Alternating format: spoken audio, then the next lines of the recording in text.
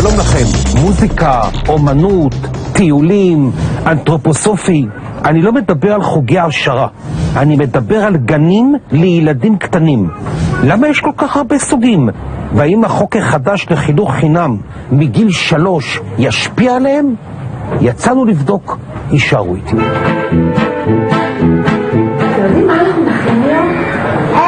אנחנו נכין עץ, אבל לא עץ רגיל, עץ שצומחות עליו המון המון המון הפתעות. שלום, זה גן האומנויות? כן, גן אומנויות אתי רייך. של בת אתי? כן. נעים מאוד, אני קוראים לי מנחם. אני באתי להתרשם מהגן. בשמחה רבה. אני מקווה שילדים לא ייבהלו ממני. לא גן אחד, רשת של גנים שעוסקים באומנות. על מה מדובר? אומנות זה דבר שבעצם מפתח את הילד. זה מתחיל מבפנים. זה מפתח את הילד. לא פעם מגיעים אליי ילדים קצת ביישנים, קצת עצורים, ודרך האומנות הם נפתחים יוצא מן הכלל. דרך המוזיקה אנחנו עושים את האומנות, דרך התכנים שאנחנו לומדים עושים את האומנות, בכל דבר. ילדים, כולם להסתכל על מה שמנחם עשה. נכון, יפה, מחיאות כפיים. סוגי אומנות אתה אוהב?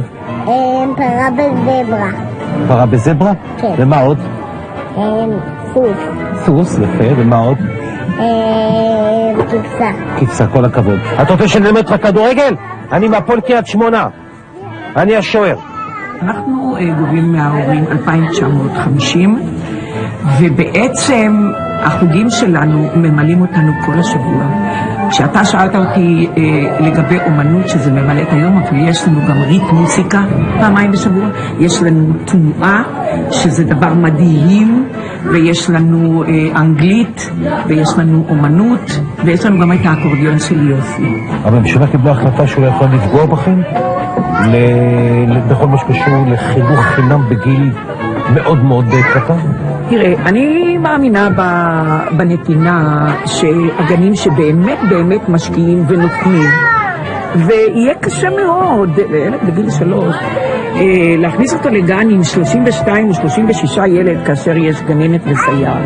היום כשאני חושבת שיש לי 18 ילד עם 2 סייעות וגננת, לעתים אני גם כן מרגישה שזה לא מספיק. חברים יקרים, זה באמת מבלבל, כל כך הרבה סוגים של גנים, ועם כניסתו של החוק החדש, התחרות רק תלך ותגבר. ובכל זאת, אל תתפתו לכותרות, תבדקו בדיוק מה הגן מציע, מי הגננת, ועם המחיר בכלל סביר.